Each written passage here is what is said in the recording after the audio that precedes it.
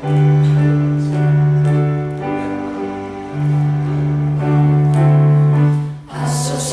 Bimbingan dan Konseling Indonesia, organisasi profesional bimbingan dan konseling, ikut berperan di dalam pembangunan nasional, berasaskan Pancasila untuk mencapai cita-cita bangsa.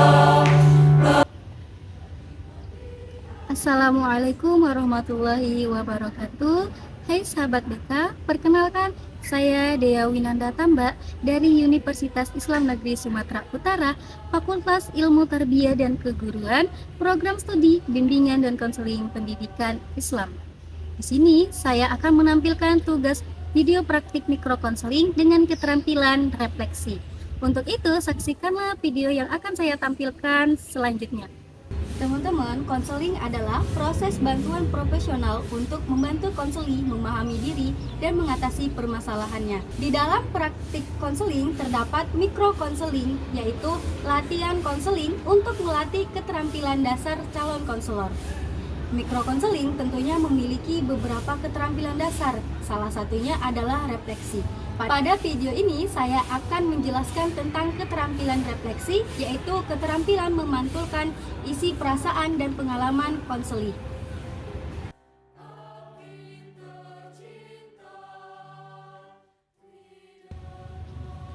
Teman-teman, sebelumnya sudah tahu belum apa itu refleksi?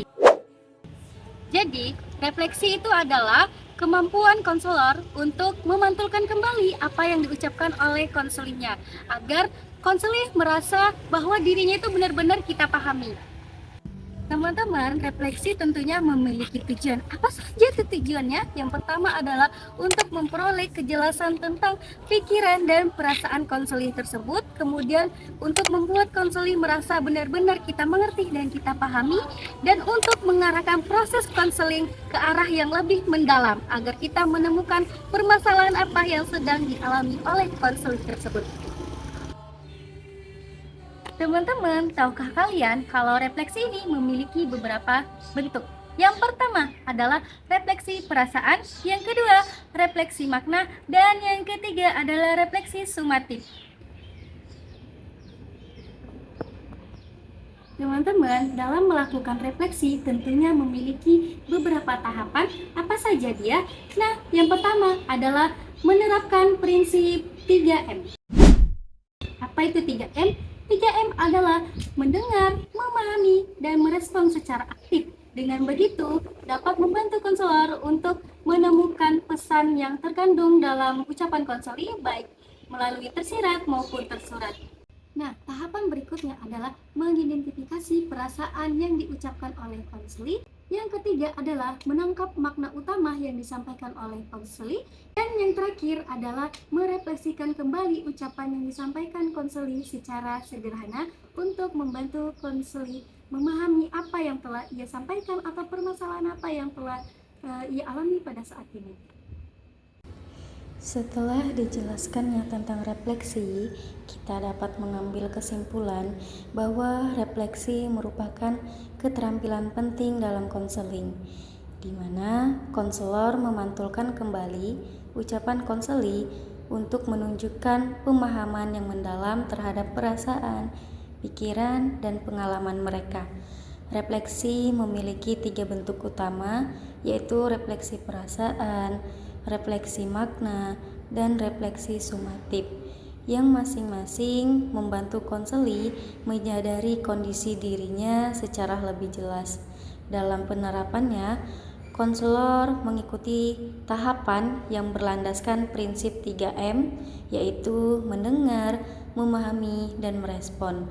Kemudian mengidentifikasi perasaan yang diungkapkan konseli, menangkap makna inti dari cerita konseli, serta memantulkan kembali ucapan tersebut dengan bahasa yang sederhana. Dengan keterampilan refleksi yang tepat, hubungan konselor-konseli menjadi lebih empatik dan efektif dalam membantu proses pemahaman diri.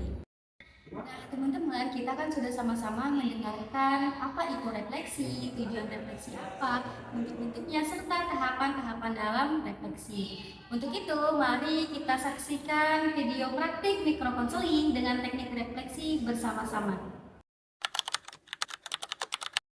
Seorang siswa yang telah belajar keras dan bekerja keras untuk mendapatkan nilai yang terbaik saat ujian, namun tidak mendapatkan sesuai apa yang ia harapkan karena ketika hasil ujian keluar, nilai dia sangatlah rendah dan ia merasa sangat kecewa dan marah pada diri sendiri, dan itu membuat ia datang ke konselor untuk menceritakan semua apa yang telah ia alami. Saya senang Ananda mau datang kemari dan bercerita kepada saya. Ananda boleh ceritakan apa yang sedang Ananda rasakan akhir-akhir ini? Saya merasa sangat kecewa, Bu, karena saya sudah belajar mati-matian untuk ujian kemarin, namun nilai saya tetap rendah. Jadi Ananda merasa kecewa ya karena hasil ujian Ananda yang tidak sesuai dengan apa yang Ananda harapkan. Sedangkan Ananda sudah belajar keras untuk mendapatkan nilai yang terbaik, tetapi belum sesuai harapan dengan Ananda yang mau, begitu? Ya, Bu, saya merasa capek dan sia-sia. Dari yang Ananda ceritakan, sepertinya Ananda bukan hanya kecewa ya, tetapi juga capek secara fisik dan emosional ya, karena Ananda sudah banyak meluangkan waktu untuk belajar dan mengurangi waktu istirahat, tetapi hasil ujian Ananda belum sesuai dengan yang Ananda harapkan. Mungkin Ananda bertanya-tanya, mengapa hasilnya bisa begini? Benar begitu? Ya, Bu, itulah yang saya rasakan. Saya mengerti rasanya jadi Ananda bagaimana, pasti sangat sedih ya. Ya, Bu, sedih banget. Ananda sudah berjuang secara keras untuk mendapatkan hasil yang terbaik, di mana Ananda sudah mengorbankan rasa capek Ananda, baik fisik maupun emosional Ananda, dan Ananda merasa tidak dihargai ya dari hasil yang Ananda dapatkan karena tidak sesuai dengan yang Ananda harapkan. Jadi Ananda mempertanyakan diri sendiri dan Ananda merasa sangat terbebani dengan apa yang Ananda rasakan saat ini, begitu ya? Ya, Bu, itu yang saya rasakan. Dari yang telah Ananda ceritakan, saya melihat Ananda memiliki makna bahwa nilai tersebut bukanlah hanya angka di atas kertas kosong, tetapi Ananda merasa bahwa nilai itu sangat berharga dan Ananda ingin merasa dihargai atas usaha kerja keras yang telah Ananda lakukan selama ini. Seperti itu bukan? Ya, Bu, saya ingin menunjukkan bahwasanya saya bisa. Terima kasih Ananda sudah mau bercerita dan terbuka terhadap saya, karena tidak semuanya bisa seperti Ananda yang dimana mau membagikan ceritanya, apalagi permasalahan ini. Kecewa itu wajar, sedih itu wajar, dan capek itu mungkin juga wajar ya. Tapi Ananda perlu ingat bahwa Ananda jangan pernah menyerah, jangan pernah putus asa, karena masih ada di kesempatan lainnya di mana Ananda bisa mendapatkan hasil yang lebih baik lagi. Kedepannya nanti kita bisa perbaiki cara belajar Ananda dan kita cari strategi bagaimana belajar yang baik dan benar agar Ananda tidak merasa terbebani dan Ananda juga tidak banyak mengurangi waktu istirahat Ananda sehingga tidak menyebabkan Ananda itu merasa capek dan Ananda bisa cukup untuk beristirahat. Terima kasih ya, Bu, dengan bercerita seperti ini saya merasa lebih lega. Sama-sama, dengan senang hati bisa membantu Ananda dan saya bisa mendengarkan cerita Ananda hari ini di sini. Terkadang kita terlalu takut akan masa depan, khawatir gagal, dan mengecewakan orang yang mencintai kita.